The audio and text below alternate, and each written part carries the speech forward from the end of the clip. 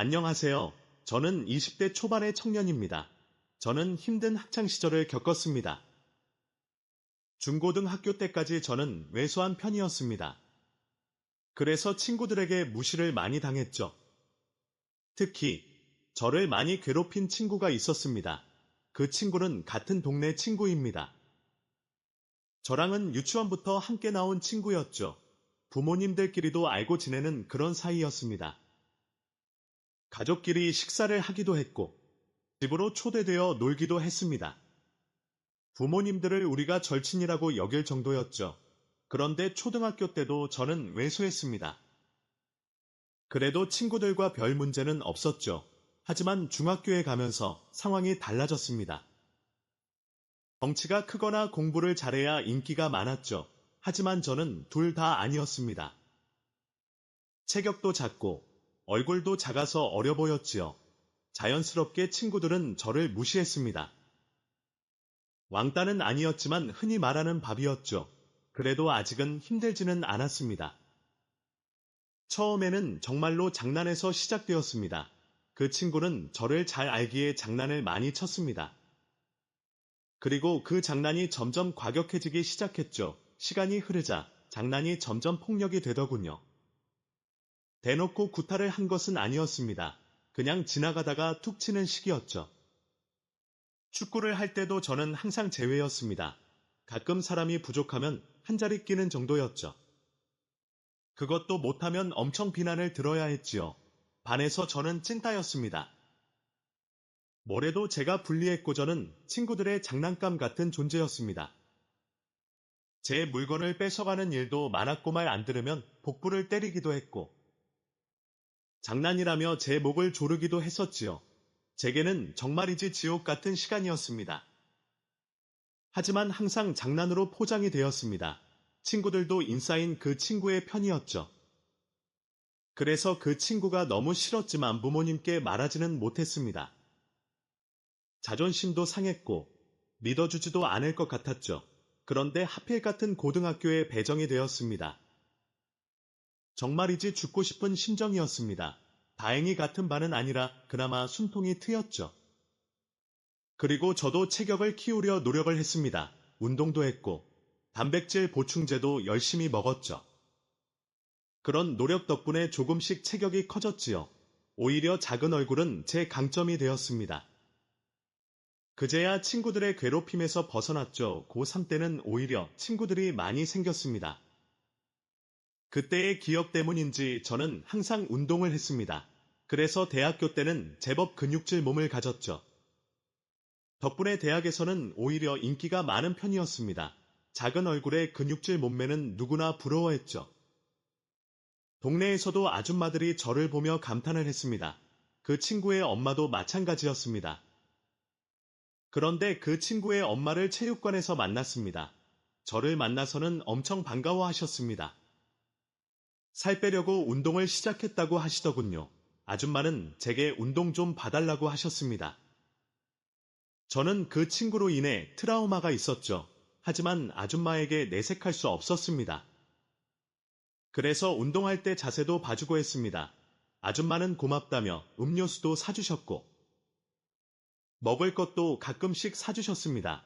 처음에는 그 아줌마랑 어울리기도 싫었습니다. 그 친구에게 당하던 기억이 떠올라서였죠. 하지만 아줌마가 먼저 제게 다가왔습니다. 탄탄한 제 몸을 만지기도 했고 제 얼굴이 아이돌 같다고 칭찬도 하셨지요. 그리고 자꾸만 자세를 봐달라고도 하셨습니다. 아줌마도 저를 쫓아다니는 여자들 중 하나 같았죠. 그때 문득 복수를 하고 싶다는 생각이 들었습니다. 그놈의 엄마를 무너뜨리고 싶었죠. 그렇게 생각을 고쳐먹고 아줌마를 봐주었습니다. 무척 친근하게 그녀의 운동을 도왔습니다. 자연스럽게 터치가 많아질 수밖에 없었죠. 우리는 체육관에서 자주 만나게 되었습니다. 서로 친해지면서 편하게 대하기 시작했습니다. 물론 제 터치도 이제는 훨씬 과감해졌지요. 운동을 가장해서 과하게 터치를 하기도 했습니다. 그런데 아줌마도 은근히 기대를 하는 눈치였습니다. 저도 모른 척 열심히 운동을 도와줬지요. 다른 아줌마들은 조금씩 서운한 내색을 했죠. 그러자 친구의 엄마는 무척 좋아하는 게 보였습니다. 마치 자신이 승리자가 된 것 같은 모습이었습니다. 저는 아줌마의 전리품이 된 것 같은 느낌이었습니다. 그래서인지 아줌마도 저를 따로 많이 챙겼습니다. 운동이 끝나고 따로 만나는 일도 많아졌습니다. 처음에는 같이 간단한 간식을 먹기도 했죠. 그리고 함께 식사를 하기도 했습니다. 나중에는 그냥 함께 카페를 가기도 했습니다. 그러다 어느 날 저는 술을 사달라고 해봤습니다. 그러자 아줌마는 집으로 전화를 하시더군요. 거짓말로 둘러대는 소리가 들렸습니다. 아줌마는 친구들과 모임이 있다고 하시더군요. 그리고 오늘 늦게 들어갈 것 같다고 했죠. 마치 오늘 밤늦게까지 함께 보낼 것처럼 말이죠. 사실 아줌마는 함께 밤을 보내자고 해도 승낙할 것 같았습니다. 다만 제가 마음의 준비가 되지 않았죠. 그리고 오늘 그 일을 실행하기로 마음 먹었습니다. 술자리에서 아줌마에게 고민이 있다고 말했습니다. 아줌마는 제 고민을 궁금해하셨죠. 아줌마도 마치 뭔가를 눈치챈 것 같은 느낌이더군요. 저는 술을 한 잔 더 마셨습니다. 아줌마도 같이 술을 마셨죠. 저는 아줌마 때문에 고민이라고 했습니다. 아줌마는 깜짝 놀라시더군요. 저는 아줌마를 보면서 참기가 힘들다 했지요. 아줌마는 놀라면서도 웃으시더군요. 우리는 술 기운에 그런 이야기를 주고받았지요. 그러다 저는 아줌마랑 자고 싶다고 했습니다. 안 받아주면 술 기운에 실수했다고 할 예정이었죠. 아줌마가 허락을 할 것 같은 분위기였습니다. 하지만 거절할 가능성도 있었습니다. 그래서 잔뜩 긴장을 하고 아줌마의 대답을 기다렸죠. 하지만 아줌마는 묵묵히 술잔을 기울이시더군요. 그리고 몇 잔을 연거푸 마셨습니다. 잠시 후 아줌마는 술에 취해버렸죠. 하지만 정확히 대답은 하지 않더군요. 그저 술에 취해서 제게 자꾸 기대어 왔죠. 하지만 왠지 느낄 수 있었습니다. 아줌마가 진짜 취한 게 아니란 사실을요. 그리고 이미 아줌마가 허락한 느낌이었습니다. 우리는 많이 취한 것처럼 가게를 나갔습니다. 그리고 근처 모텔로 조용히 들어갔습니다. 모텔에서는 일이 쉬웠습니다. 예상대로 아줌마도 저를 원하고 있었죠. 아줌마는 이미 작정을 하고 나온 것 같았습니다. 그래서 저는 목적을 이룰 수 있었습니다. 저를 괴롭히던 아줌마의 아들이 떠올랐습니다. 그래서 더욱 심하게 아줌마를 괴롭혔습니다. 아줌마는 아무것도 모른 채 기뻐하더군요. 저도 복수를 한다는 감정에 아줌마를 더욱 괴롭혔습니다. 마치 그놈의 소중한 것을 빼앗는 기분이었죠. 그래서 더욱 철저하게 아줌마를 건드렸습니다. 하지만 곧 죄책감이 밀려들기 시작했습니다. 생각처럼 통쾌하지가 않더군요. 오히려 아줌마에게 미안한 마음이 들었습니다. 그때 아줌마가 저를 꼭 안아주셨습니다. 아줌마는 제가 왜 우는지 몰랐습니다. 제가 친구의 엄마와 이렇게 된 것을 후회하는 줄 알더군요. 그리고 아줌마가 더 미안하다고 했죠. 아줌마도 사랑받고 싶은 여자라고 하셨습니다. 젊고 잘생긴 제가 잘해주니 설레셨다고 하더군요. 잘못된 줄 알면서 참지 못했다고 하셨죠. 저만 괜찮다면 관계를 유지하고 싶어 하셨습니다. 덕분에 저도 죄책감이 조금은 옅어졌지요. 서로가 욕심을 채우는 것뿐이란 생각이 들더군요. 그 뒤로 아줌마와는 더욱 가까워졌습니다. 이제는 죄책감조차 없이 아줌마와 가까이 했습니다. 마치 제 여자친구가 된 것 같았죠. 한 번이 어렵지 두 번은 어렵지 않았습니다. 운동이 끝나고 수시로 만나서 시간을 보냈습니다. 가끔은 운동을 안 하고 바로 만남을 가지기도 했죠. 그때마다 아줌마는 까무러칠 듯 좋아했습니다. 어릴 때부터 봤던 친구 엄마가 제 장난감이 되어 있었죠. 묘한 쾌감에 저도 이성을 잃었던 것 같았죠. 이제 저는 아줌마의 남자가 되어 있었습니다. 아줌마를 안을 때마다 친구놈을 비웃었습니다. 자기 엄마가 어떤 상황인지도 모를 친구놈에 대한 복수심이었죠. 하지만 항상 허탈한 마음이 찾아왔습니다. 아무도 모를 복수에 혼자만 미쳐있는 것 같았죠. 제게 진심인 아줌마에게도 조금씩 미안한 마음도 생겼죠. 이만하면 그 놈에 대한 복수도 했다고 생각했죠. 언제까지 이러고 살 수도 없었죠. 그래서 이 집도 그만둬야 하나 생각했습니다. 그러다 우연히 동네에서 그 친구와 마주쳤습니다. 공부를 잘 못해서 지방의 전문대를 다닌다 들었습니다. 그런데 군대를 가기 위해 휴학을 했다고 하더군요. 오랜만에 만났더니 엄청 반가운 척을 하더군요. 마치 저를 괴롭혔던 일은 모르는 것처럼 말이죠. 순간 그런 모습에 짜증이 치밀었습니다. 저는 아직도 악몽을 꾸기도 했습니다. 이 녀석은 그런 기억조차 없는 느낌이었죠. 최소한의 죄책감도 없었지요. 그날 저는 급하게 아줌마를 불러냈습니다. 다시 아줌마에게 울분을 쏟아냈습니다. 그렇게라도 억울한 감정을 쏟아내야 했습니다. 한바탕 쏟아내고 나니 감정이 조금 돌아왔습니다. 아줌마는 무슨 일 있냐고 물었습니다. 진심으로 저를 걱정하는 눈빛이었죠. 그 순간 허무한 생각이 들었습니다. 아무리 혼자 난리를 쳐도 그놈은 몰랐습니다. 그놈에게 직접 복수를 하고 싶어졌습니다. 괴롭힌 놈은 기억도 못하는 있었죠. 저 혼자 난리를 치는 것 같아 한심한 생각도 들었죠.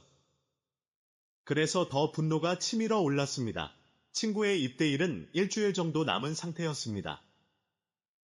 저는 입소식 때 함께 가고 싶다고 했지요. 아줌마는 조금 당황해 하셨습니다.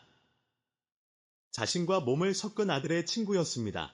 그런데 아들과 함께 보는 것까지는 부담스러워했죠. 하지만 저는 끝까지 우겨서 승낙을 받았습니다. 일주일 뒤 친구의 입대일이 되었습니다. 아줌마의 차를 타고 함께 부대로 향했습니다. 저와 아들이 함께 있으니 아줌마가 긴장을 하더군요. 저는 슬쩍슬쩍 아줌마를 건드렸습니다. 저는 일부러 아줌마와 더 친근한 척 했지요. 나중에는 친구놈도 신경을 쓰기 시작하더군요. 아마도 우리 사이가 의심스러웠겠죠. 그래서 친구놈도 불편한 기색을 조금씩 드러내더군요. 하지만 오히려 통쾌했습니다. 이제야 복수를 하는 것 같았죠. 친구놈은 틈틈이 우리를 노려보더군요. 하지만 저는 신경 쓰지 않았습니다. 시간이 되어 친구가 연병장으로 향했습니다. 아줌마의 허리를 끌어안으며 인사를 했습니다. 그 순간 친구도 아줌마도 놀라더군요. 아줌마도 놀라서 제 손을 밀쳐내려 하시더군요. 하지만 저는 친구의 표정만 살폈습니다. 그 불안한 눈동자를 보면서 순간 기뻤습니다. 아마도 우리 관계에 대해서 온갖 상상을 하게 되겠죠. 그리고 매일매일 괴로워하길 바랬죠. 짧은 순간 통쾌한 기분이 들었습니다. 이렇게 좋은 것을 왜 참아왔나 싶더군요. 친구놈에게 동생을 만들어줄 생각도 했습니다. 친구가 오열하는 모습을 보고 싶어졌죠. 하지만 흥분이 가라앉으니 후회가 밀려왔습니다. 마치 내가 또 다른 가해자가 되는 것 같았죠. 나도 함께 무너지는 느낌이었습니다. 돌아오는 길에 아줌마가 잔소리를 하더군요. 저는 말없이 아줌마를 안았습니다. 하지만 허무한 감정을 지울 수 없었습니다. 복수를 했는데 자꾸만 눈물이 나더군요.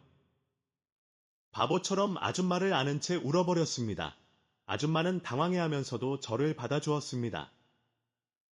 분명 복수를 했는데도 마음이 더 불편하더군요.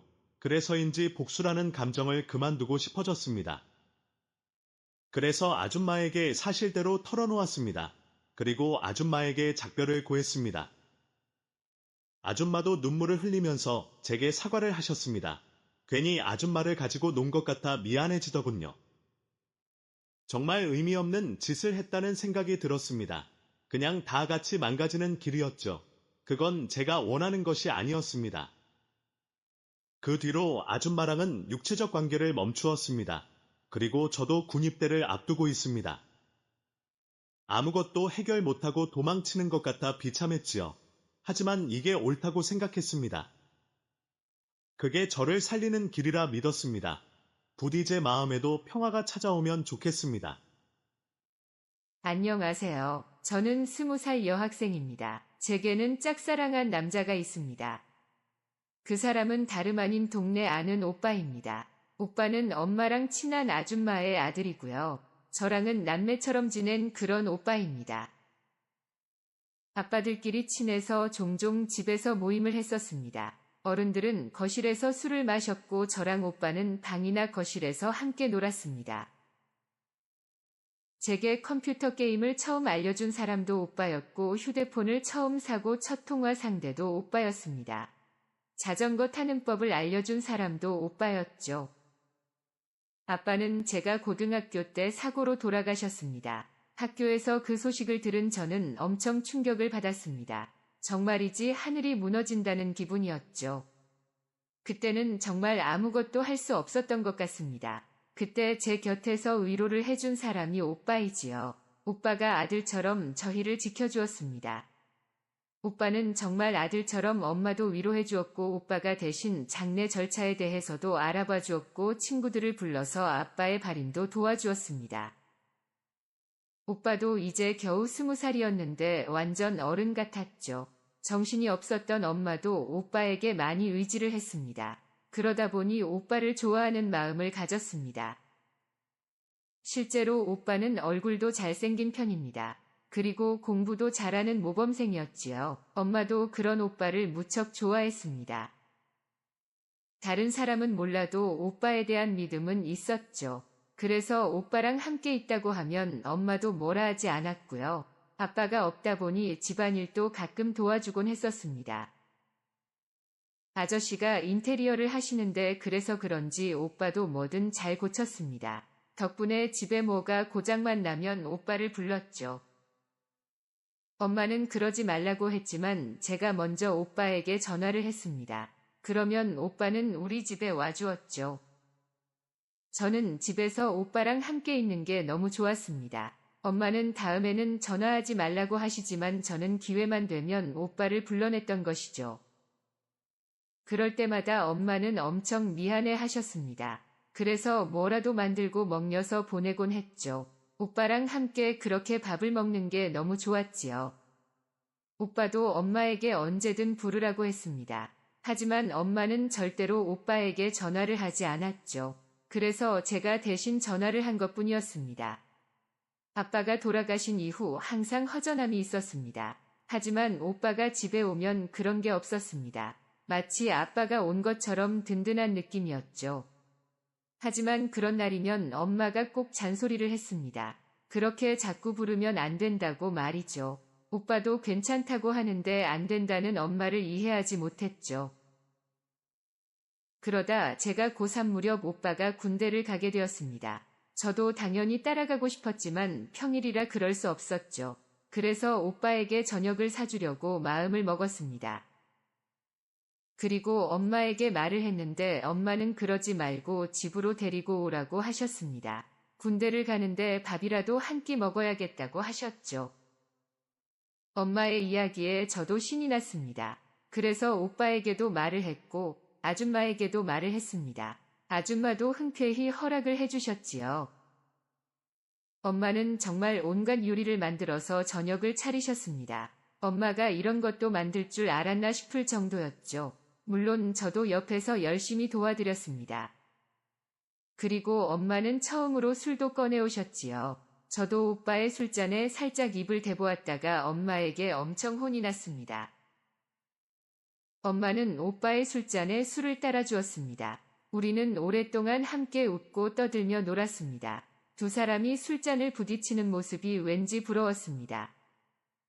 그래서 취한 엄마 몰래 제 물잔에도 술을 따라 놓았습니다. 오빠가 눈치를 챘지만 모른 척하라고 눈치를 줬습니다. 그리고 저도 두 사람과 함께 술을 마셨지요. 그런데 생각보다 술이 독한 것 같았습니다. 두어 잔 마셨는데 머리가 어지럽고 세상이 빙빙 돌았죠. 나중에는 속이 안 좋아 화장실에서 토하고 난리도 아니었죠. 오빠가 언제 집으로 돌아갔는지 기억도 나지 않더군요. 다음날 아침 엄마는 조금 굳은 표정으로 저를 나무랐습니다. 오빠에 대해서 묻자 일찍 돌아갔다고만 하시더군요. 제가 술을 마셔서 그런지 엄마의 표정이 좋지는 않았습니다. 그래서 오빠에게 전화를 했더니 제 걱정을 하더군요. 오빠는 엄마는 괜찮으신지 물었고 저는 괜찮다고 대답을 했습니다. 왠지 오빠랑 엄마의 분위기가 좋지는 않았습니다. 아무래도 지난밤 제가 술을 마셔서 분위기를 망친 것 같았습니다. 그리고 며칠 뒤 오빠는 친구들과 함께 입대를 했습니다. 오빠가 군대를 간 뒤로 마음 한구석이 너무 허전했습니다. 특히 집에 뭔가 고장 났을 때 더 이상 부를 사람이 없었죠. 그래서 오빠에게는 수시로 편지를 보냈습니다. 그 무렵 오빠네 부모님은 일이 많이 바쁜 상태였습니다. 주말에도 공사가 있어서 면회는 꿈도 못 꾸셨지요. 그래서 저는 엄마를 졸라서 면회를 가자고 했습니다. 저는 이미 수능도 끝이 났고 대학도 확정이 된 상황이라 시간 여유가 있었죠. 그래서 오빠가 보고 싶었습니다. 사실 혼자 가서 오빠를 만나고 싶었습니다. 하지만 찾아가는 게 쉽지 않았습니다. 결국 엄마 차가 필요한 상황이었습니다. 하지만 엄마는 왠지 굉장히 꺼려하는 눈치였습니다. 부모도 아닌데 면회를 가는 게 좀 꺼려지신 것 같았죠. 그래서 저는 아줌마에게도 말씀을 드려보았습니다. 그러자 오히려 아줌마는 흔쾌히 그래주면 고맙겠다고 했습니다. 그리고 저더러 오빠가 그렇게 좋냐고도 물었습니다. 결국 엄마도 어쩔 수 없이 승낙을 하게 되었죠. 엄마 차를 타고 부대에 도착을 했습니다. 잠깐 면회를 하는 거라 생각을 했는데 오빠가 외박증을 가지고 나오더군요. 외박 소식에 엄마는 살짝 놀란 표정이었습니다. 하지만 이제 와서 다시 들어가라 할 수도 없었죠. 저도 놀라기는 했지만 오히려 좋았습니다. 오빠의 외박 소식에 저는 완전 신이 났지요. 오빠랑 엄마 차를 타고 부대를 나왔습니다. 같이 밥도 먹고 주변을 돌아다니기도 했습니다. 모처럼 만난 오빠는 검게 글린 모습이었지만 그래도 제 눈에는 무척 남자답게 느껴졌습니다. 저는 그런 오빠의 팔짱을 꼭 끼고 다녔습니다. 엄마는 제게 잠깐 눈치를 주었지만 크게 나무라는 표정은 아니었습니다. 오빠랑 애인처럼 그렇게 다니는 게 너무 좋았습니다. 그동안 엄마는 저희들 뒤에서 조용히 저희를 따르고 있었죠. 왠지 엄마가 군인이 되어버린 오빠를 낯설어하는 느낌이었죠. 오빠도 엄마랑은 약간 어색한 느낌이었습니다. 사실 그때 조금 이상한 느낌을 받았습니다. 하지만 군복을 입은 오빠가 어색해서 그런 거라 생각했죠. 그날 저녁까지 오빠랑 시간을 보내니 너무 좋았습니다. 저녁에는 오빠와 고깃집에서 함께 식사를 했습니다. 오빠의 군대 이야기를 듣는데 너무 재미있었습니다. 한편으로는 고생하는 오빠가 걱정이 되기도 했지요. 엄마도 오빠가 고생하는 이야기에 걱정을 하셨습니다. 그리고 우리는 부대 인근의 펜션을 잡게 되었습니다. 원래는 집으로 가려 했지만 오빠를 혼자 둘 수 없었죠. 덕분에 예정에 없던 외박을 하게 되었고 주변 편의점에서 술과 안주거리를 사들고 갔습니다. 엄마에게 졸라서 저도 함께 술을 마실 수 있게 되었죠. 우리는 조용히 술잔을 기울이며 시간을 보냈습니다. 저는 이미 오빠를 남자로 좋아하고 있었습니다. 엄마도 그렇고 아줌마도 그런 제 마음을 눈치채고 있었죠. 하지만 오빠의 마음을 알 수 없었습니다. 오빠에게 정식으로 고백을 해보지도 않았고 지금까지는 그럴 용기도 없었습니다. 그런데 오빠가 군대를 간 이후에 마음이 더욱 간절했습니다. 이번에 기회가 된다면 오빠에게 고백을 하고 싶었습니다. 하지만 엄마랑 함께 있으니 쉽게 기회가 오지 않았죠. 그렇게 시간이 자꾸만 흘러가더군요. 결국 12시쯤이 되니 엄마가 피곤하다고 하시더군요. 저도 술을 마셔서 그런지 몸이 무거워지기는 했습니다. 펜션은 방 하나와 거실이 전부였습니다. 그래서 엄마랑 저는 방에서 자기로 했고 오빠가 거실에서 자기로 했습니다. 어릴 때는 같이 거실에서 자기도 했었는데 이제는 같은 집에서 자는 것만으로도 설레더군요. 하지만 저는 엄마랑 방 안에서 누워야 했습니다. 하루 종일 돌아다녀서 그런지 눕자마자 잠이 들었습니다. 엄마도 피곤하시다며 금방 잠이 들었던 것 같았죠. 그런데 새벽에 문득 허전함에 잠을 깨게 되었습니다. 그런데 옆에 있던 엄마가 보이지 않더군요. 시계를 보니 새벽 2시가 넘은 시간이었죠. 엄마가 화장실을 갔나 싶었지요. 그런데 문 밖에서 뭔가 소리가 들려왔습니다. 작은 소리였지만 사람이 움직이는 소리가 들렸죠. 살결이 부딪히는 그런 소리 같았습니다. 순간 등골이 서늘해지는 기분이었습니다. 잠이 확 달아나는 느낌이었습니다. 저도 모르게 문 앞으로 다가가 귀를 기울였지요. 그런데 거실에서 그 소리가 계속 들려왔습니다.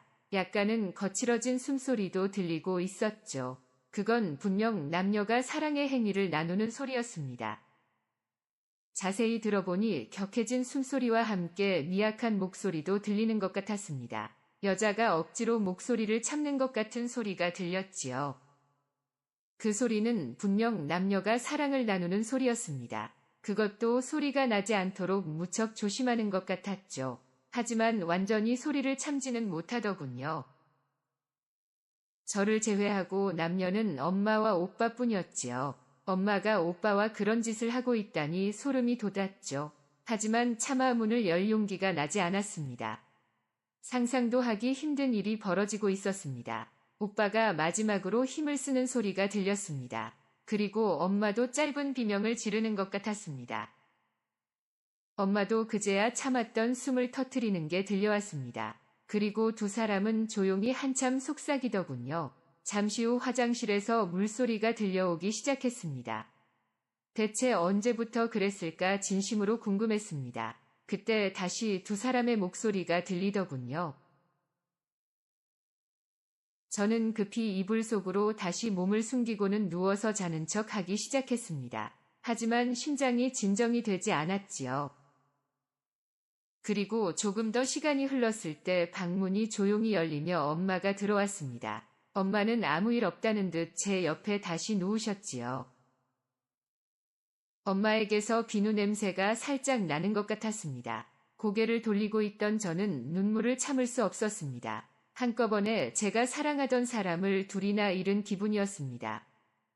밤새 충격에 잠을 이루지 못했습니다. 하지만 아침에는 그런 티를 내지 못했습니다. 어제 일을 밝히는 게 두려웠지요.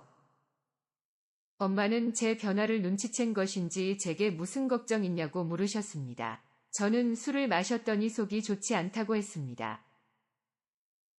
우리는 함께 점심도 먹고 오빠가 필요한 물건을 사기도 했습니다. 어제까지 몰랐던 모습들이 그제야 눈에 들어왔습니다. 제가 자리를 비킬 때마다 오빠와 엄마가 붙어 있었습니다. 그리고 가끔은 엄마가 당황한 표정을 짓기도 하더군요. 두 사람의 모습이 분명 이상했습니다.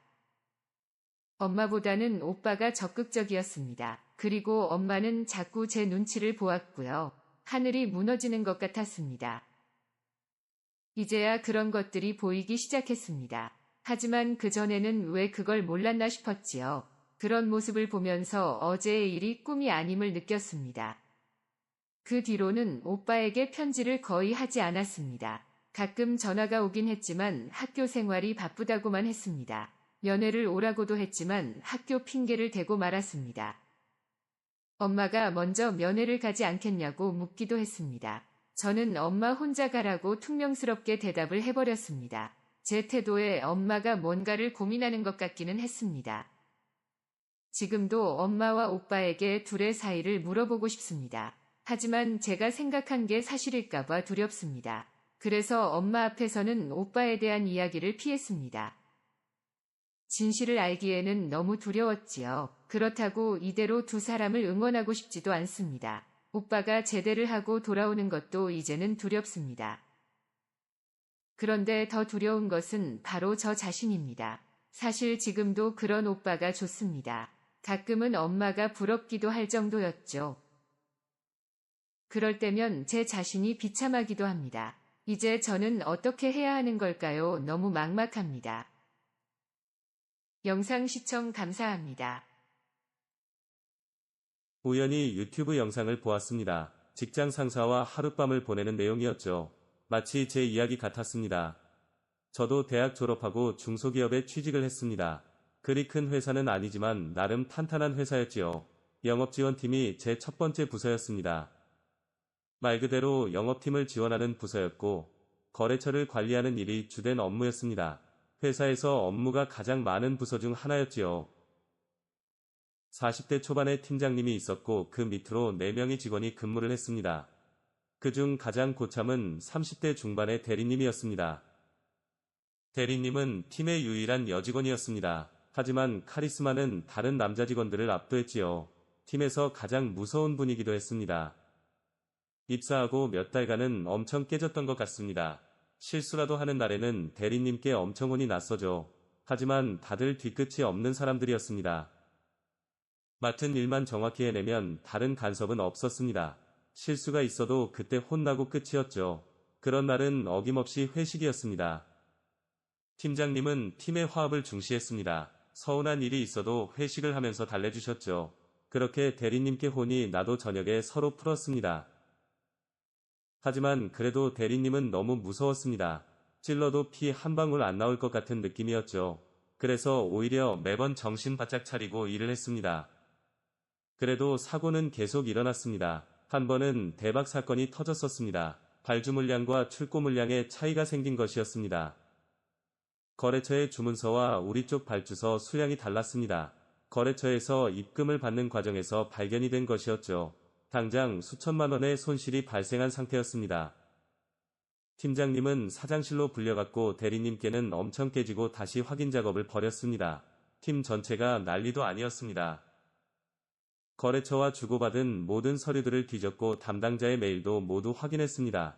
다행히 결국은 거래처의 실수를 찾아냈지요. 거래처 담당자가 자신의 실수를 덮으려고 발주 이후에 주문서 수정을 했더군요.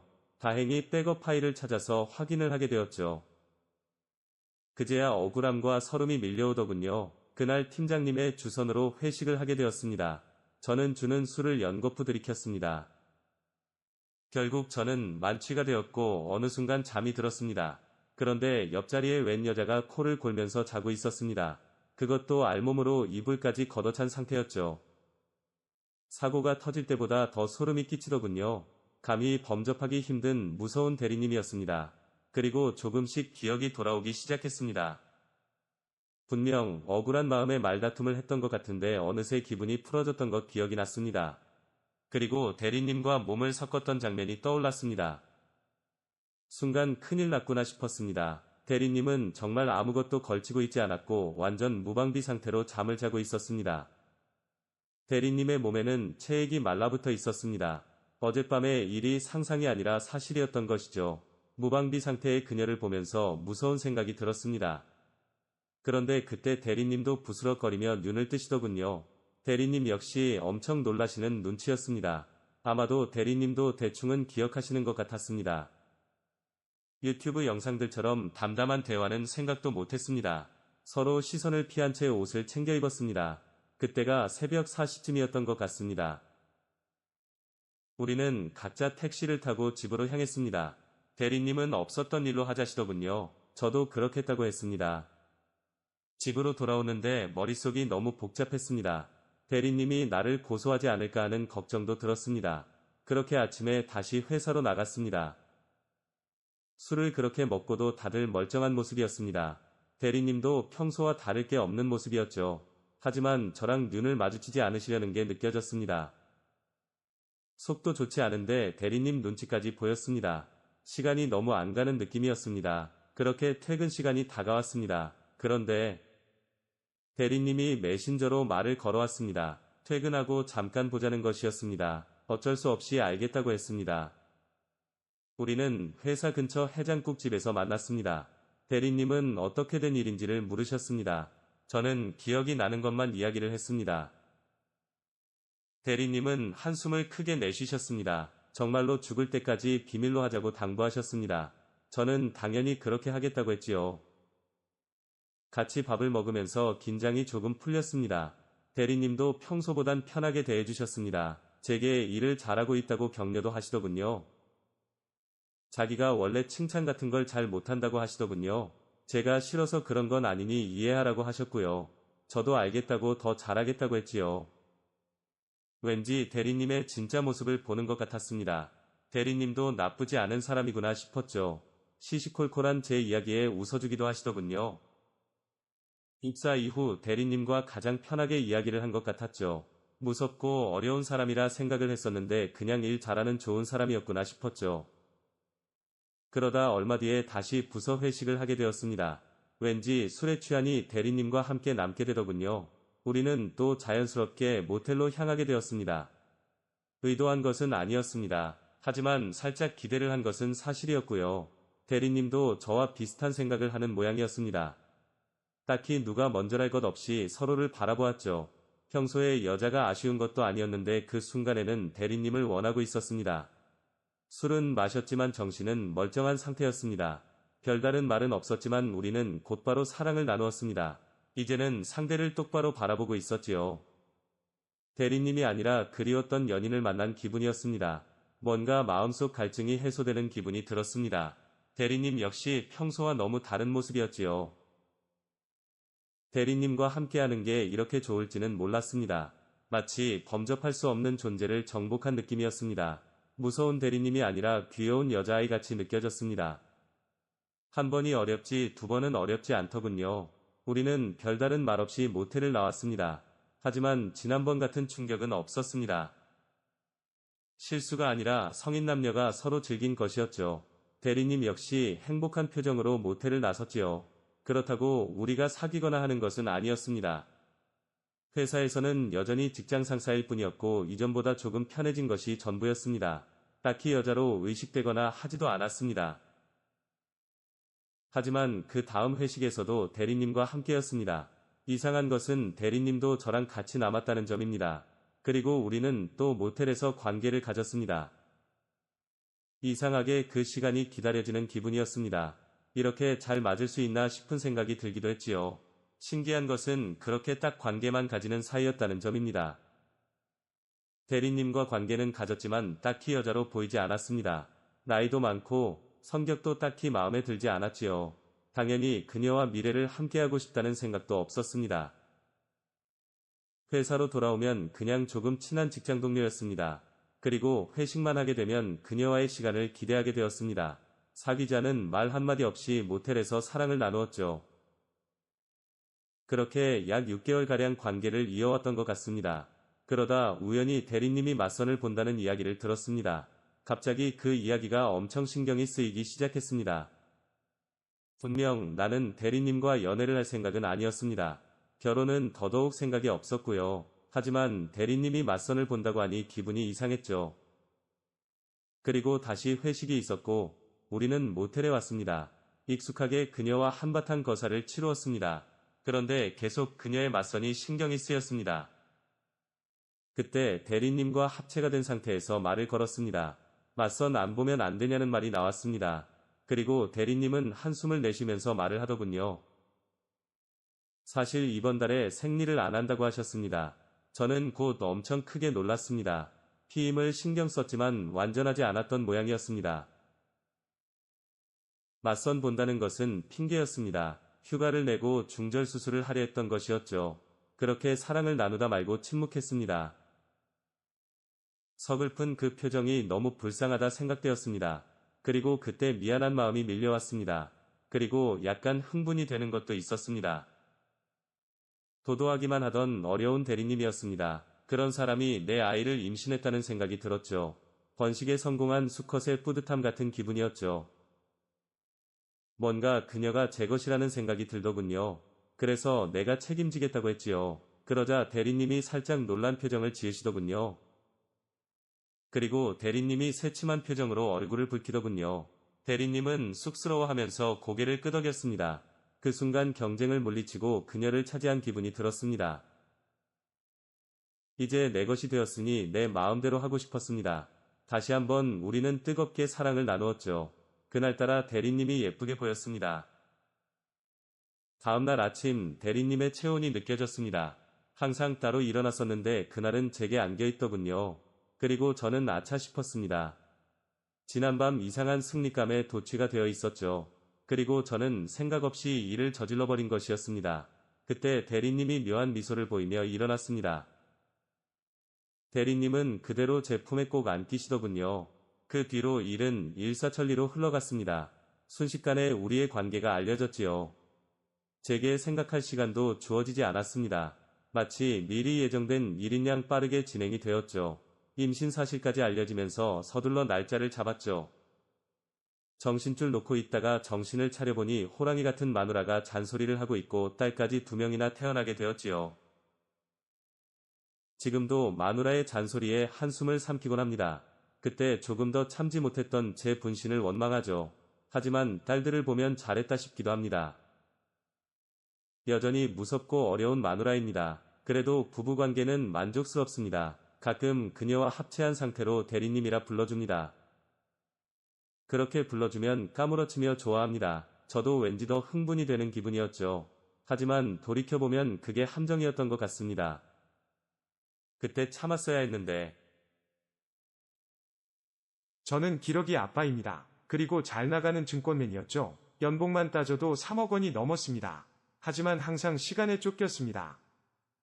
일이 잘 풀릴수록 가정에 소홀했지요. 평일에는 술자리가 많았습니다. 그리고 주말에는 골프 접대를 다녔지요. 돈을 많이 벌어주니 괜찮다고 생각했습니다. 아내는 평범한 집안의 딸이었습니다. 성실하고 예의 바르고 착한 사람이었죠. 제 건강을 생각해서 잔소리를 많이 했습니다. 저는 그런 아내를 신뢰하고 좋아했습니다. 항상 일에 치여 가족들의 시간이 적었지만 저는 우리 가족이 화목하다 생각했습니다. 우리는 아이들에게 많은 투자를 했습니다. 하지만 돈이 많다고 공부를 잘하는 건 아니더군요. 아이들은 반에서 중간 정도의 성적이었습니다. 한국에서 성적으로 성공하기는 힘들겠더군요. 그래서 유학을 보내려 생각했습니다. 외국에서 대학까지 졸업해도 좋고 한국으로 돌아와 외국인 학교에 진학하거나 재외국민 특별전형으로 대학을 보낼 생각이었습니다. 아이들도 과도한 공부 압박에 시달리지 않고 수월하게 좋은 대학을 갈 수 있다고 생각했지요. 우리는 좋은 아이디어라 생각을 했습니다. 회사 동료들의 조언도 듣고 유학원에서 상담도 받았습니다. 우리는 아이들을 영국에 보내기로 했습니다. 결국 초등학교 졸업과 함께 유학을 가기로 했지요. 하지만 아이들이 많이 무서워했습니다. 아직 어리니까 그럴 수 있는 일이었죠. 그렇다고 제가 회사를 그만두는 건 생각도 안 했습니다. 그래서 아내가 아이들과 함께 가기로 했습니다. 그렇게 저는 기러기 아빠가 되었습니다. 아내는 영국에 가서도 저를 걱정해 주었습니다. 밥은 챙겨 먹는지, 술을 너무 많이 하는 건 아닌지 한국에 있을 때보다 더 많은 대화를 했습니다. 외국 생활이 처음인 아내도 많이 힘들어했습니다. 그래서 더더욱 전화를 자주 했던 것 같습니다. 아내에게 한인회라도 나가보라고 했습니다. 그리고 어학원에서 영어도 배워보라고 권했습니다. 기러기 아빠는 다들 권하지 않았었는데 그건 그 사람들 이야기일 뿐이라 생각했습니다. 오히려 저는 아내와 더 애틋해진 느낌이었죠. 그래서 몇 년만 잘 참아보자고 다짐했습니다. 아이 2명 유학을 보냈는데 돈이 엄청 많이 들었습니다. 그래도 충분히 제 수입으로 감당이 가능했습니다. 매일 저랑 통화하던 아내도 조금씩 적응을 하더군요. 한인의 사람들과도 만나고 친구도 생겼더군요. 아이들 데려다 주는 일만 하던 아내가 조금씩 스케줄이라는 게 생기더군요. 자연스럽게 우리는 통화하는 시간이 줄었습니다. 저는 이전보다 술자리가 더 많아졌습니다. 그러다 문득 집으로 안 가려는 제 자신을 발견했습니다. 어느 순간부터 텅 빈 집안에 들어가는 게 싫더군요. 그래서 집은 정말 잠깐 잠만 자는 공간으로 변했습니다. 약 한 달 만에 외로움이라는 것이 생기더군요. 사람들이 왜 그렇게 말렸는지 알겠더군요. 식사도 최대한 간단히만 때우게 되고 밖에 나가서도 절대로 혼밥은 못하겠더군요. 퇴근하면 항상 술자리를 찾아다니게 되었습니다. 회사에는 며칠 휴가를 내고 영국으로 향했습니다. 석 달 만에 만나니 그렇게 반가울 수가 없었습니다. 아내와도 많은 대화를 나눴습니다. 아내도 낯선 곳이라 많이 힘들었다고 했지요. 이제는 친구들이 생겨서 조금은 살만하다고 했습니다. 괜히 혼자 고생시킨 것 같아 미안했습니다. 그리고 그날 아내와 오랜만에 관계를 맺었습니다. 오랜만이라 그런지 아내가 많이 적극적이었습니다. 저도 모처럼 힘을 내서 아내를 만족시켰지요. 그렇게 짧은 일주일이 순식간에 지나갔습니다. 다시 연애하는 기분이라 좋았습니다. 다시 한국으로 돌아왔습니다. 외로움이 다시 시작되었지요. 아이들의 SNS를 보면서 외로움을 달랬습니다. 아내도 최근 SNS를 시작한 것 같았습니다. 아내의 SNS에도 외국인 친구들의 사진이 많았습니다. 하지만 외국 남성들이 어깨에 손을 두른 장면도 있더군요. 그런 사진들은 사실 신경이 좀 쓰였습니다. 하지만 내색하지는 못했지요. 그러던 어느 날 큰 애랑 통화를 했습니다. 그런데 요즘 엄마가 늦게 들어온다고 하더군요. 가끔 모임을 나가는 것은 알고 있었습니다. 하지만 그게 생각보다 자주였던 것 같습니다. 영국은 대략 밤 11시 정도겠더군요. 그 시간까지 아내가 들어오지 않았던 것입니다. 아내는 전화도 받지 않았습니다. 저는 당연히 화가 났지요. 영국 시간으로 다음 날에야 아내와 통화를 했습니다. 아내는 친구네 홈파티에 갔다고 하더군요. 그날 처음으로 많이 싸웠습니다. 하지만 그 뒤로도 같은 문제가 반복되었습니다. 아내가 밤 늦게 들어오는 일이 잦아졌고 가끔은 새벽에 들어오기도 한다고 하더군요. 그 무렵은 통화만 하면 싸웠던 것 같습니다. 하지만 직접 볼 수 없으니 답답했지요. 그러다 우연히 카드 내역서를 보게 되었습니다. 평소에는 거의 확인도 안 하던 것이었죠. 그런데 이상한 사용 기록들이 있었습니다. 그것은 호텔에서 카드를 사용한 내용이었죠. 등골이 서늘해지는 기분이 들었습니다. 아내가 사용한 목록을 확인하고 가게들도 찾아보았습니다. 아무리 생각해도 이해가 안 되는 곳들이 나오더군요. 주변에서 들었던 온갖 더러운 이야기들이 떠올랐습니다. 최근에 호텔에서 사용한 이력들이 유독 눈에 밟혔습니다. 아이들과 같이 간 것은 절대로 아니었고요. 대략 한 달 전부터 호텔 이용 기록이 있었습니다. 생각해보니 힘들다는 소리를 안 하기 시작했던 때였죠. 미친 듯이 아내의 행적을 뒤져보기 시작했습니다. 그러다 결국 휴가를 내고 다시 영국으로 향했습니다. 갑자기 제가 나타나니 아내는 많이 놀라더군요. 아내에게는 회사 핑계를 댔습니다. 옆에서 지켜보니 아내에게 연락이 많이 오더군요. 물어보니 어학원에서 알게 된 친구들이라고 했습니다. 약속이 있었는데 저 때문에 취소를 한 모양이었습니다. 그렇게 아무렇지 않게 가족을 만났습니다. 모처럼 가족과 함께하니 기분은 좋았습니다. 하지만 아내의 불안해하는 표정이 신경이 쓰였습니다. 저는 계속 아내를 관찰했습니다. 확실히 아내는 남편인 저에게 집중을 못하는 것 같았습니다. 그날 인근 마트에 간다며 차를 몰고 나왔습니다. 한국인 회사의 렌터카인데 블랙박스가 있었죠. 저는 마트 주차장에서 녹화 영상을 돌려보았습니다. 그리고 어렵지 않게 충격적인 영상을 찾을 수 있었죠.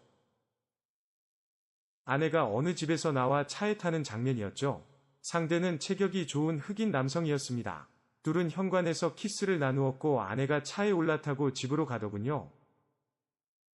두 사람이 호텔에 가는 모습도 있었습니다. 차 안에서도 서로 물고 빠는 소리가 들리더군요. 내가 알던 아내가 아닌 것 같았습니다. 머리가 하얗게 변하더군요. 저도 모르게 눈물이 뚝뚝 흘러내렸습니다. 눈물을 흘리면서 저는 영상을 모두 녹화했습니다. 정신없이 녹화를 하다 보니 전화가 오더군요. 어디냐고 묻는 아내였습니다. 저는 길을 잃고 헤맸다고 둘러댔습니다. 저녁에 집에 들어갔을 때 아내는 잔소리를 해댔습니다. 저도 화가 나서 아내에게 언성을 높였습니다. 하지만 아이들 때문에 더 하지는 못했습니다. 그날 밤 아내가 아닌 아이들의 곁에서 잠을 잤습니다. 다음날 아내가 샤워를 할 때 전화기를 보았습니다. 비밀번호를 걸어놨지만 알아내는 건 쉬웠습니다. 큰 아이의 생일이 비밀번호였지요. 아내의 전화기 속에서는 충격적인 사진들이 나왔습니다. 그놈으로 추정되는 남자와 주고받은 메시지들이었죠. 아내는 그놈에게 자신의 알몸 사진을 보냈더군요. 대놓고 여기저기를 찍어서 보냈더군요. 그놈도 자신의 육체를 찍어서 보냈더군요. 노골적으로 방망이 사진을 찍어서 보내기도 했고요. 아내는 그 사진에 하트까지 보내며 환호를 했더군요. 아내는 그놈에게 완전히 빠져 있었습니다. 그뿐만이 아니었습니다. 전화기에는 두 사람의 은밀한 일상들이 있었습니다. 아내가 그놈의 방망이를 소중히 받드는 사진도 있었고 침대에서 눈이 뒤집힌 아내를 찍은 영상도 있었습니다. 그놈이 감히 제 아내를 조롱하듯 웃어대고 있더군요. 넋이 나간 아내는 마치 그놈의 장난감 같았습니다. 아내는 그런 놈에게 농락을 당하며 웃고 있었습니다. 어이없게도 오히려 행복해하는 표정이었죠. 그때 샤워를 하던 아내가 밖으로 나왔습니다. 제 손에 쥐어진 전화기를 보더니 소리를 지르더군요. 그리고 제 손에서 전화기를 급히 뺏어갔습니다. 저는 그대로 아내의 뺨을 후려쳐버렸습니다. 아내는 악을 쓰면서 제게 소리를 쳤습니다. 그런 아내의 모습에 화가 나서 다시 뺨을 후려쳤지요. 아내도 지지 않고 제게 주먹을 휘둘렀습니다. 우리는 서로 욕을 하면서 싸웠습니다. 하지만 그때 아이들이 울면서 들어왔습니다. 저희는 그제야 싸움을 멈추었습니다. 일단 아이들을 달래야 했습니다. 잠시 후 아내와 대화를 시도했습니다. 하지만 아내는 저를 가정폭력으로 신고했습니다. 집으로 경찰이 오고 난리가 났습니다. 그리고 아내는 모든 게 제 책임이라고 했습니다. 제가 가정에 소홀했다는 이유로 이혼을 하자더군요. 아내가 먼저 변호사를 통해 소송을 진행했고요. 저를 가정폭력범으로 몰아가더군요. 아이들의 유학비용과 양육비 지급 그리고 재산의 절반을 분할해달라고 하더군요. 저도 변호사를 선임했습니다. 하지만 제게 불리한 싸움이 될 것 같다고 했습니다. 아이들 역시 저보다는 엄마 편이었고요. 한순간에 모든 것을 잃은 기분입니다. 회사도 잠시 휴직을 한 상태입니다.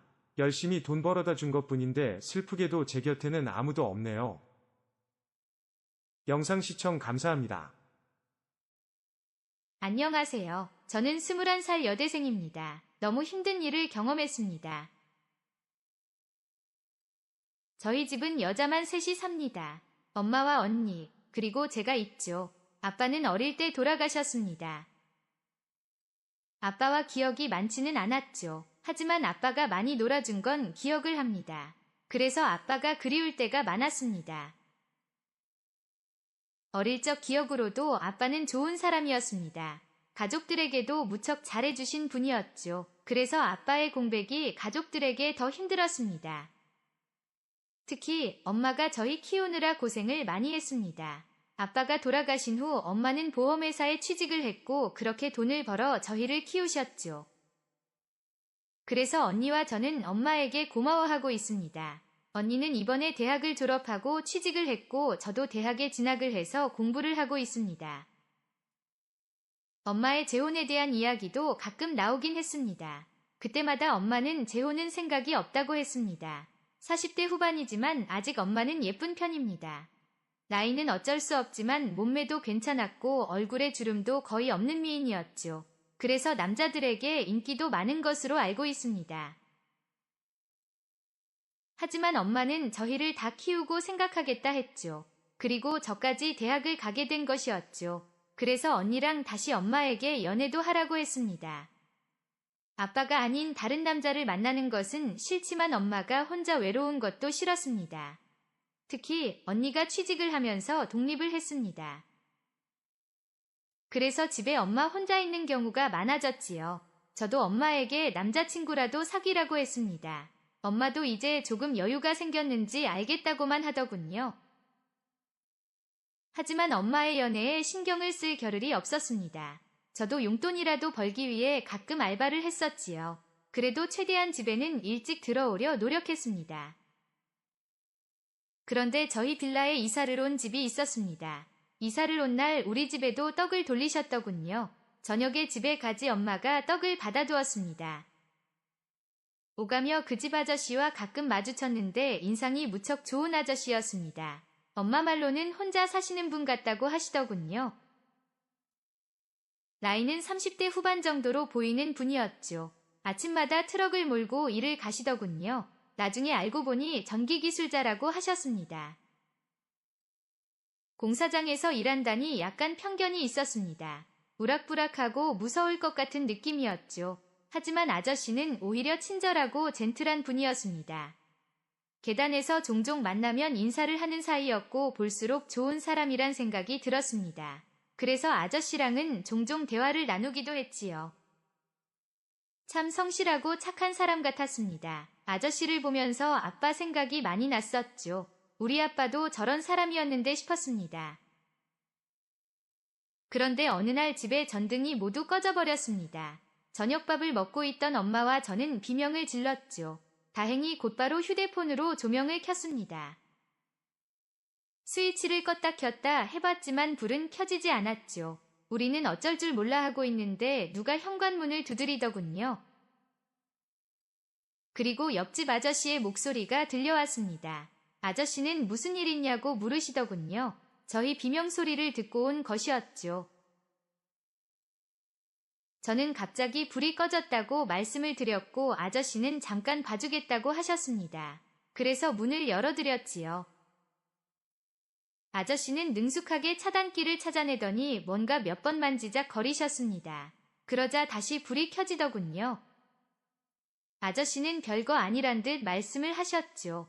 그리고 차단기도 바꿔야 할 것 같다고 조만간 해주시겠다고 하셨습니다. 그 순간 아저씨가 엄청 든든하게 느껴졌습니다. 아빠가 있다면 이런 느낌이지 않을까 싶었죠. 그때부터 아저씨가 좋아지기 시작했습니다.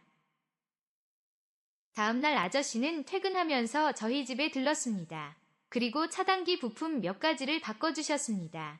엄마는 아저씨에게 식사를 하고 가시라고 했지요. 모처럼 우리 집 식탁에 남자가 함께 했지요. 아저씨는 먹는 양도 엄청 많았습니다. 그런데 왜 그렇게 든든하게 보이는지 모르겠더군요. 그 뒤로 아저씨랑 많이 친해져서 대화를 많이 했습니다. 아침에는 전철역까지 아저씨 차를 타고 가기도 했죠. 마치 아빠가 돌아온 기분이었습니다. 종종 반찬을 만들면 아저씨에게 가져다 드렸습니다. 아저씨가 오길 기다렸다가 제가 가져다 드리곤 했죠. 그 덕분에 몇 번은 아저씨네 집에도 들어가 보았죠. 남자 혼자 사는 집이 궁금했는데 의외로 우리 집보다 깔끔한 편이더군요. 깔끔을 넘어서 짐 자체가 별로 없었습니다. 우리 집과 똑같은 구조지만 전혀 다른 느낌이었죠. 아저씨는 처음에는 엄청 신경을 쓰셨습니다. 다 큰 처자가 집에 들어왔으니 신경이 쓰일 수밖에요. 엄마도 처음에는 엄청 혼을 내셨습니다. 하지만 점점 아저씨랑 친분을 쌓으며 어른들의 걱정도 많이 줄어들었습니다. 사실 아저씨랑 함께 밥을 먹고 수다를 떠는 게 좋았습니다. 아빠의 빈자리가 크지 않다 생각을 했었는데 아저씨가 있으니 아빠가 돌아온 것 같은 기분이었죠. 그리고 아저씨는 항상 저보다 생각이 깊은 느낌이었습니다. 이런저런 조언들이 제게 많은 의지가 되어주었죠. 그래서인지 점점 아저씨가 좋아지고 있었습니다. 아저씨랑 함께하고 싶다는 생각이 들었습니다. 나이 차이는 조금 나지만 극복할 수 있다는 생각도 들었고요. 하지만 솔직히 망설여지는 것은 사실이었습니다. 그런데 어느 날 집에 오면서 아저씨에게 연락을 했습니다. 아저씨는 친구들과 술을 마시고 있다고 하더군요. 그래서 저도 가도 되냐고 물었죠. 아저씨는 머뭇거리며 친구들에게 물어보는 것 같았습니다. 친구들의 허락이 떨어졌고 저는 가게를 찾아갔습니다. 그곳에는 아저씨보다 더 늙은 아저씨들이 있었습니다. 그 중에서 아저씨가 제일 어려 보였는데 다들 동갑이라더군요. 저는 다소 어색했지만 웃으며 아저씨들께 인사를 했습니다. 다들 저를 너무 반갑게 맞아주셔서 기분이 좋았죠. 덕분에 우리는 기분 좋게 취해서 함께 집으로 왔습니다. 오는 길에 편의점에서 아이스크림도 얻어먹었죠. 그런데 뭔가 헤어지기가 아쉬운 기분이었습니다. 마침 엄마도 언니네 자취방에 갔다가 늦게 온다고 했고요. 그래서 아저씨에게 한 잔만 더 하자고 졸랐습니다. 결국 우리는 편의점에서 간단히 마실 거리를 샀지요. 아저씨네 집에서 술상을 차려놓고 맥주를 마셨습니다. 그리고 처음으로 돌아가신 아빠 이야기를 했습니다. 기분이 좋았는데 왜 그런 이야기를 했는지 모르겠습니다. 하지만 아저씨가 아빠 같고 너무 좋았습니다. 술김에 감정이 격해지니 눈물이 나더군요. 아저씨는 제가 우니까 어쩔 줄 몰라 하더군요. 그런 아저씨의 모습에 오히려 마음이 편했습니다.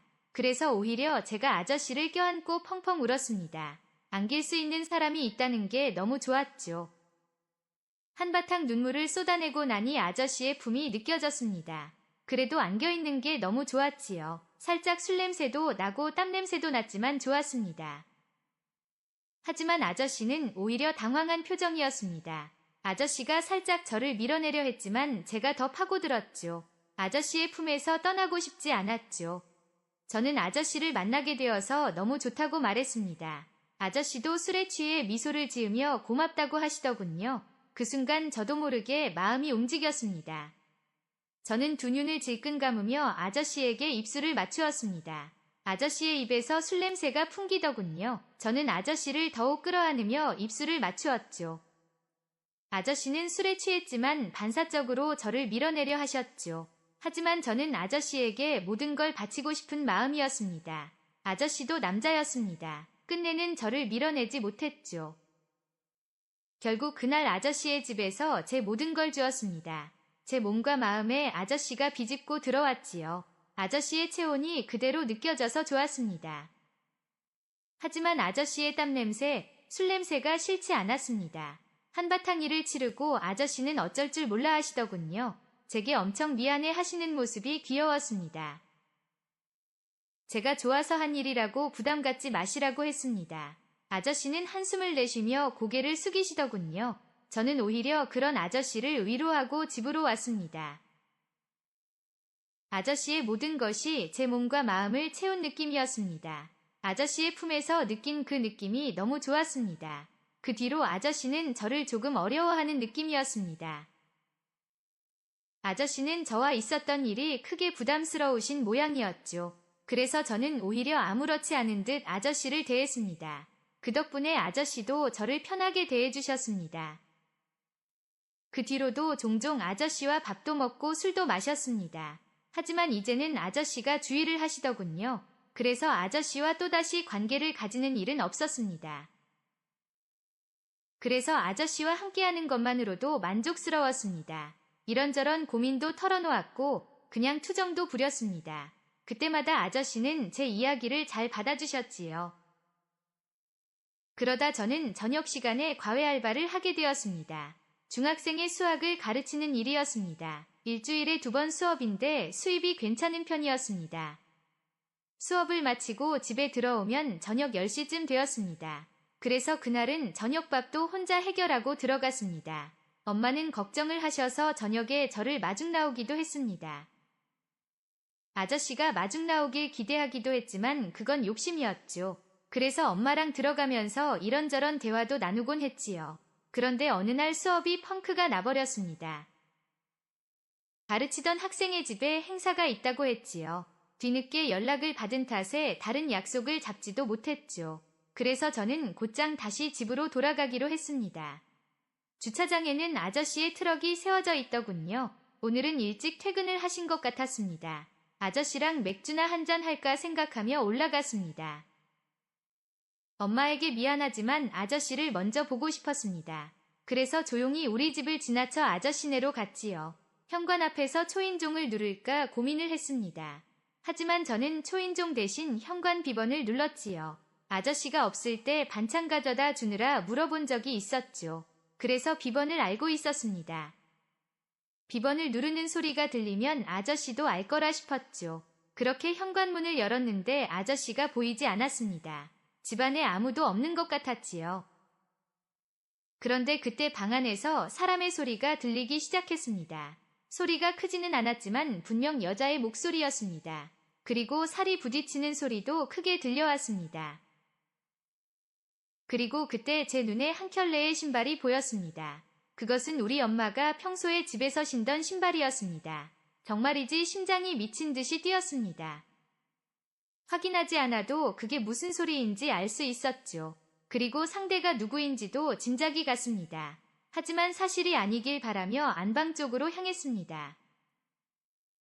그리고 아저씨와 함께 있는 엄마를 보았습니다. 엄마가 비명을 지르며 몸을 감추더군요. 아저씨도 당황한 표정으로 엄마에게서 떨어졌습니다. 엄마에게 종종 남자친구를 사귀라고 했었습니다. 그리고 아저씨가 아빠가 되면 좋겠다는 생각도 했습니다.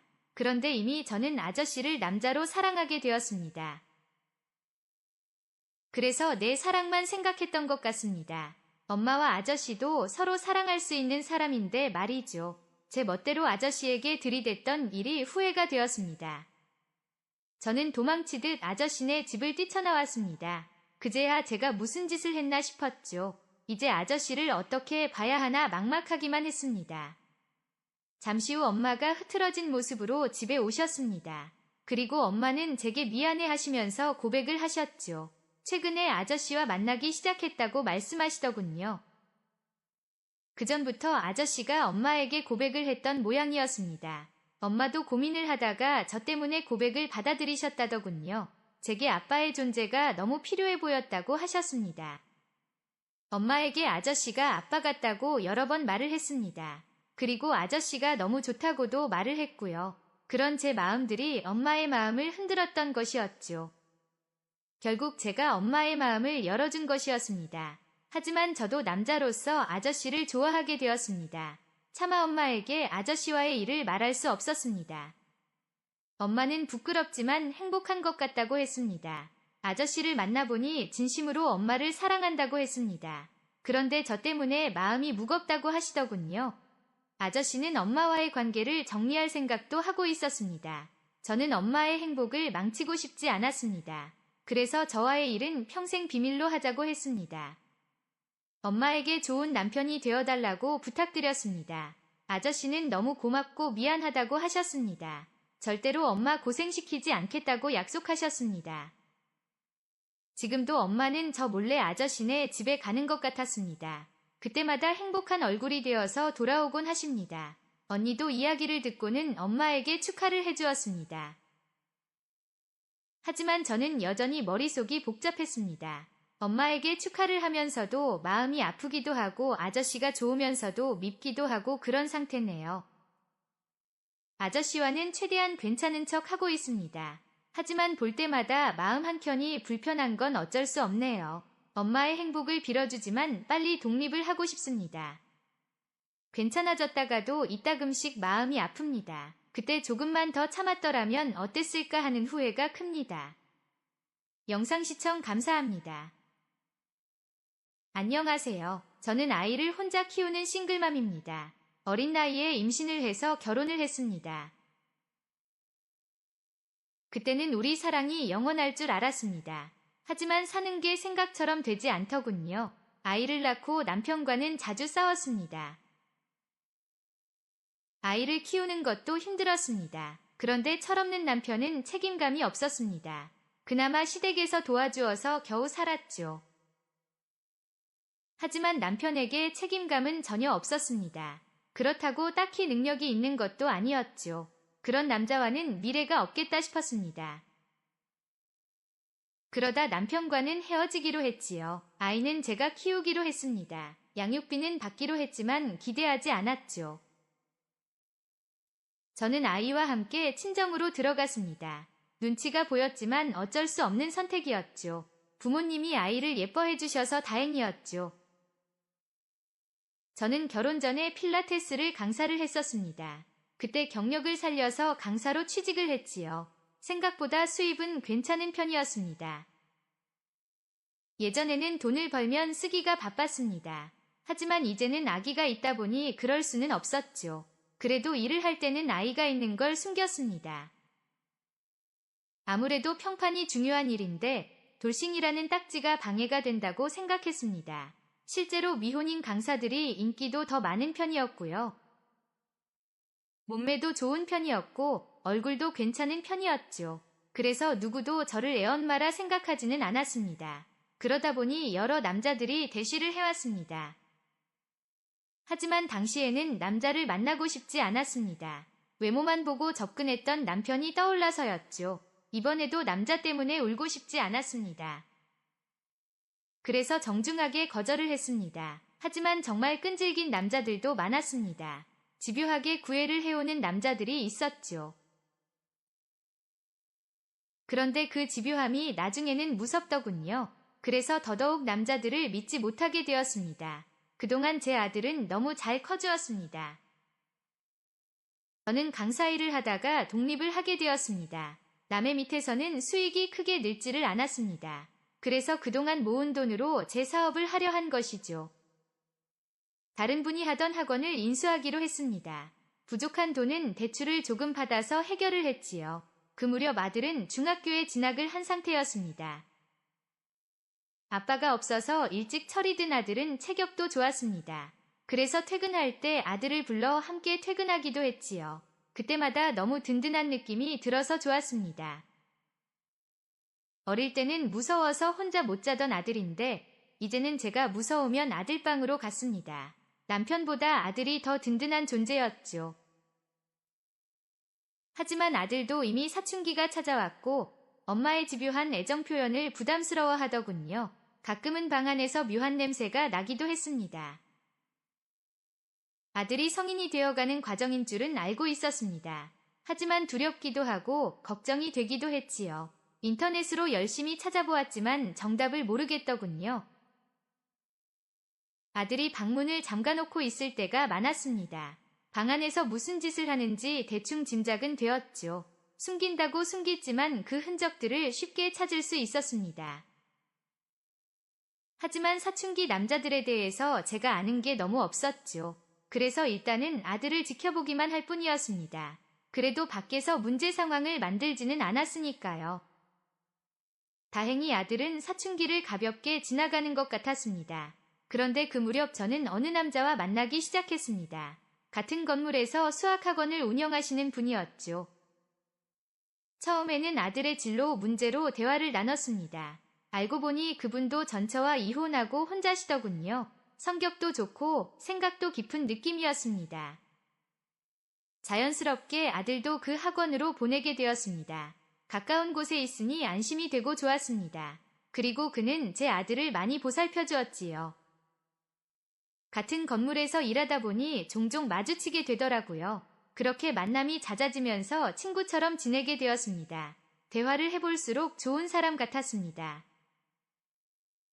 낮에 시간이 나면 저희 학원에 잠시 놀러도 왔고 점심도 함께 먹을 때도 있었습니다. 그러다 보니 자연스럽게 호감이 생겼습니다. 그러다 그 남자가 먼저 제게 고백을 해왔습니다. 저는 당황스럽기는 했지만 마음이 없지는 않았습니다. 그래서 일단 친구로 지내보자고 했지요. 하지만 이미 호감이 생긴 상황이었습니다. 그래서 곧 우리는 연인처럼 지내게 되었습니다. 서로의 학원에서 데이트를 즐기곤 했지요.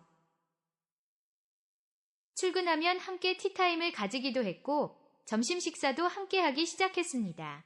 중간중간 휴식 시간에도 잠깐 만나기도 했지요. 그리고 퇴근을 할 때는 그가 저를 기다려주었죠. 솔직히 우리는 육체적인 관계도 가졌었습니다. 서로의 학원에서 관계를 맺기도 했었죠. 아들만 바라보며 달려왔던 삶이 달라졌죠. 젊었을 때처럼 설렘이라는 것도 생기더군요. 그래서 신기하고 행복한 기분이었습니다. 그는 저와 결혼을 원했습니다. 하지만 저는 결혼을 망설이고 있었습니다. 아직은 결혼이라는 것에 두려움이 남아 있었죠. 하지만 이 남자라면 괜찮겠다 싶었습니다. 오래도록 유심히 살펴봤지만 크게 문제는 없었죠. 점점 이 남자와 결혼을 해도 되겠다고 마음을 먹었습니다. 우리는 본격적으로 결혼에 대해서도 대화를 시작했습니다. 그는 더 늦기 전에 아기도 빨리 가지고 싶다더군요. 저도 긍정적으로 생각해보겠다고 했습니다. 그런데 예상치 못한 곳에서 문제가 터졌습니다. 문제는 다름 아닌 아들이었습니다. 사춘기를 잘 지나갔던 아들이었죠. 사춘기를 지나고 저와 관계도 좋아진 아들입니다. 그런데 최근에 갑자기 신경질을 많이 내더군요. 마치 다시 사춘기가 온 것 같은 느낌이었습니다. 아들의 변화에 너무 힘이 들더군요. 저는 여자라 아들을 이해하지 못하는 건가 싶었죠. 그러다 보니 그와 더 많은 시간을 보내며 이야기를 나눴죠. 그는 자신이 아들과 이야기를 해보겠다고 했습니다. 하지만 아들은 수학학원에도 나가려 하지 않더군요. 이유를 알 수가 없어서 너무 힘들었습니다. 결국 아들을 붙잡고 소리를 질러대며 화를 냈습니다. 그러자 아들은 더 폭발을 하더군요. 저보다 큰 남자애가 화를 내니 오히려 무섭더군요. 저는 다시 한번 그에게 도움을 청했습니다. 그리고 아들을 제 학원으로 오라고 했습니다. 그곳에서 그 남자와 함께 아들을 기다리고 있었죠. 하지만 그게 큰 실수인 것을 깨달았습니다. 학원으로 들어오던 아들이 저와 그 남자를 보았습니다. 그리고 흥분해서 집기들을 때려부시면서 화를 내더군요. 저는 너무 놀라고 무서워서 어쩔 줄 몰라 했습니다. 그리고 아들이 제게 마구 소리를 지르더군요. 그 남자가 그렇게 좋냐면서 괴성을 질렀습니다. 그리고 그를 향해 죽여버리겠다고 소리 지르더군요. 결국 그는 도망치듯 나가버렸습니다. 한참 뒤에 흥분을 가라앉힌 아들과 대화를 나눴습니다. 아들은 제가 수학선생과 사귄다고 알고 있더군요. 그리고 제게 그 남자와 결혼할 거냐고 묻더군요. 만약 그렇다면 자긴 집을 나가겠다고 했습니다. 아들은 울면서 그간의 이야기를 다 하더군요. 학원 애들이 저와 그의 관계를 말했다고 했습니다. 학원에서 데이트하는 것도 봤다고 말이죠. 어떤 애들은 그 일로 아들을 놀리기도 했더군요. 저와 그의 관계를 두고 온갖 말들을 다 했던 모양이었습니다. 저는 감쪽같이 모르고 있던 이야기였습니다. 심지어는 저와 그가 관계를 가진 사실도 알더군요. 학원에서 그런 짓을 했다고 소문이 다 났다고 했습니다. 화장실 벽에도 저와 그에 대한 낙서가 있을 정도라더군요. 아들의 증언에 많은 충격을 받았습니다. 저와 그의 관계가 이렇게 모두 까발려진 줄 몰랐습니다. 정말 비밀스러운 일인데 아이들이 다 알고 있었습니다. 저도 모르는 사이에 저와 그의 관계는 농담거리가 되어 있었죠. 그로 인해 아들은 엄청난 스트레스를 받는 중이었고요. 저는 그런 사실을 처음 알게 되었습니다. 아이들은 제가 수학 선생님의 놀이개인 듯 말을 했다더군요. 덕분에 저는 몸을 내어주는 싸구려 여자처럼 되어 있었고요. 그래서 아들은 그를 증오하고 원망하는 중이었습니다. 그날 아들은 제게 분노를 쏟아냈습니다. 그리고 저는 아이의 이야기를 들어주었죠. 하지만 너무 속상하고 두려웠습니다. 아들은 제가 다른 아저씨랑 사는 게 싫다고 했습니다. 다른 남자와 함께 살고 싶지도 않다고 하더군요. 재혼을 할 거면 자긴 따로 방을 구해달라고 했죠. 아들이 어느 정도 부담스러워 할 거라 생각은 했습니다. 하지만 이렇게 격렬하게 반대를 할 줄은 몰랐습니다. 그래서 일단은 아이를 진정시켜 놓은 상태였습니다. 문득 많이 서글픈 생각이 들었습니다. 내 인생에는 남편이 허락되지 않는구나 싶더군요. 마음껏 사랑조차 할 수 없다는 사실이 힘들더군요. 하지만 지금은 아들이 우선이었습니다. 제 짧은 행복도 여기서 그만 끝내야겠다고 생각했죠. 그래도 잠시마나 행복했었습니다. 다음날 그에게 전화를 걸었습니다. 그리고 이런 상황을 설명했고 이별을 통보했습니다. 그는 다시 생각해보자며 애원을 하더군요. 그는 분명 좋은 사람이었습니다. 저랑도 잘 맞는 사람이었다고 생각합니다. 그래서 저도 마음을 준 사람이었죠. 우린 아무 잘못도 없는 것 같은데 헤어져야 했죠. 그래서 마음이 너무 아팠습니다. 하지만 아들을 외면할 수 없었습니다. 그래서 단호하게 그에게 이별 통보를 했습니다. 그도 처음에는 기회를 달라고 애원했지요. 하지만 끝내 체념을 하더군요. 마음이 아팠지만 이게 맞다고 생각했습니다. 그리고 학원도 다른 곳으로 이전하려고 마음을 먹었죠. 아들에게도 그 사실을 모두 이야기해 주었습니다. 아들은 조금씩 안정을 찾아가는 것 같았습니다.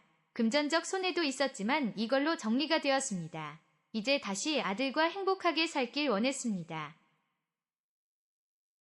그런데 그달 생리를 하지 않았습니다. 너무 스트레스를 받아서 그런가 싶었지요. 하지만 불길한 예감에 소름이 끼치더군요. 그리고 불길한 예감은 틀리지를 않았습니다. 제 뱃속에 아기가 생긴 것이었습니다. 이제 겨우 그를 정리했는데 완전 날벼락이었죠. 어떻게 해야 할지 아무 생각도 나지 않았습니다. 이제 와서 그에게 연락할 용기도 나지 않았지요. 하루 종일 울기만 했던 것 같습니다. 이제 겨우 마음 정리를 했는데 이 일을 어떻게 해야 할지 눈앞이 깜깜합니다. 영상 시청 감사합니다. 저는 에어컨 설치업자입니다. 경기도 광주에 사무실이 있지요. 서울이나 경기도 지역에서 공사를 합니다. 그리고 모텔 역시 주요 고객이지요. 여름이 가까워지면 일이 많이 바빠집니다. 그래서 새벽에 나와서 밤늦게 들어가곤 했지요. 최근 광주 외곽 모텔에서 일이 들어왔습니다.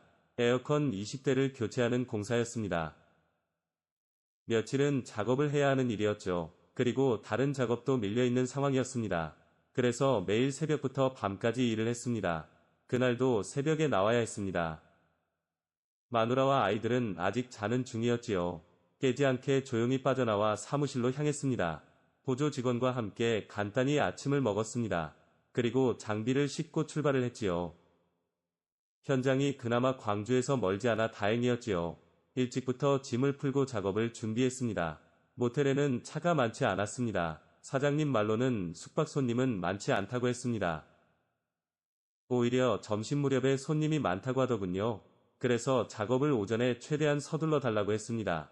보조 직원과 함께 낡은 에어컨을 하나씩 철거했습니다. 손님이 없는 방부터 꼼꼼히 철거를 시작했지요. 공사를 하면서 보니 손님들이 하나둘 나가고 있었습니다. 대부분 남녀 커플이더군요. 우리는 최대한 손님들과 마주치지 않게 움직였습니다. 손님이 나간 방은 곧바로 청소가 시작됩니다. 우리도 그때 방으로 들어가 작업을 했습니다.